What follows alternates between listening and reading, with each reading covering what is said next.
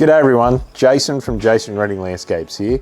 Now today I'm going to go through 8 key points to consider when you're designing your pool surrounds. Number one key point is the position of your pool. Now there's a few considerations when thinking of this.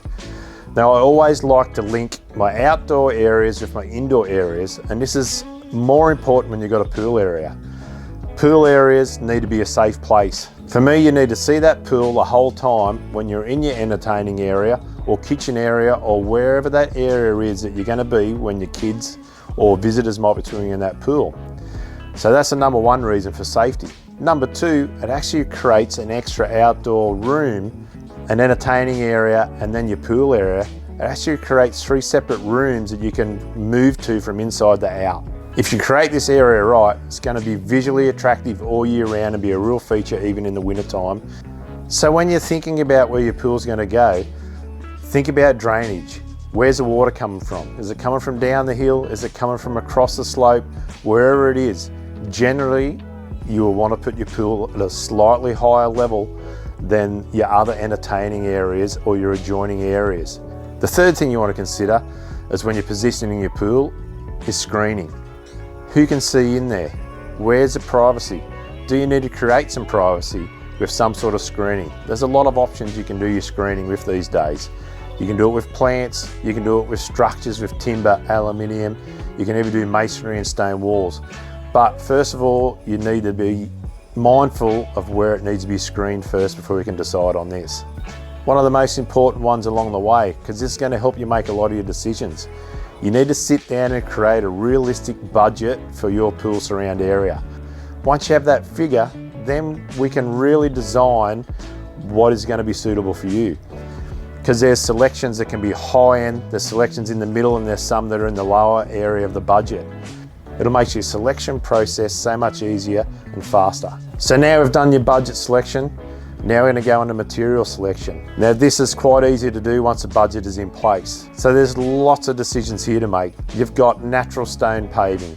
You've got a mix of natural stone paving and concrete surrounds. There's cantilevered options where you can do concrete that actually goes across the top of your pool area. You've got decking. You can do concrete paving. You can do synthetic turf. There's so many options, but that budget's so important to get this. And once you know what it is, the next thing you need to do is really start to look into the design of this area. Now you know what you're going to put around your pool. It's the engineering of it. So if you've chosen natural stone paving and you want that all around your pool, you're going to look at how that's going to be done. Or if it's decking, we need to look at how that's going to be constructed, and we need to engineer that and create a plan that's going to work for you. Now there's one basic thing that goes around all fiberglass pools, and that is a structural concrete beam. Now that can be just a small concrete beam that holds that pool in place so it doesn't move or go out of shape. Is better off being poured in the one pour. Just makes that area much more neater look. You don't have to put expansion joints in between certain areas. You can just have it running straight through with your grout lines and just put your expansion joints in where necessary. Or if it's going to be decking, you might just have that structural beam around it and the decking will come straight off that area. But you need to decide on the materials, and then we can go into those tips. Fencing. There's a whole heap of fencing choices out there. As I was saying before, you can start right down at your basic aluminium flat top pool fencing and move all the way up into a perforated aluminium screen fencing. And there's glass fencing in between there. You can do a mix of timber and aluminium. You could have masonry fencing. All that's going to be dependent on a couple of things. If you're in an entertaining area and you're looking straight at the pool, glass fencing is probably going to be a great option because you can see straight through that area into the pool. If you're going to go the aluminium flat top fencing, my personal preference is straight flat black.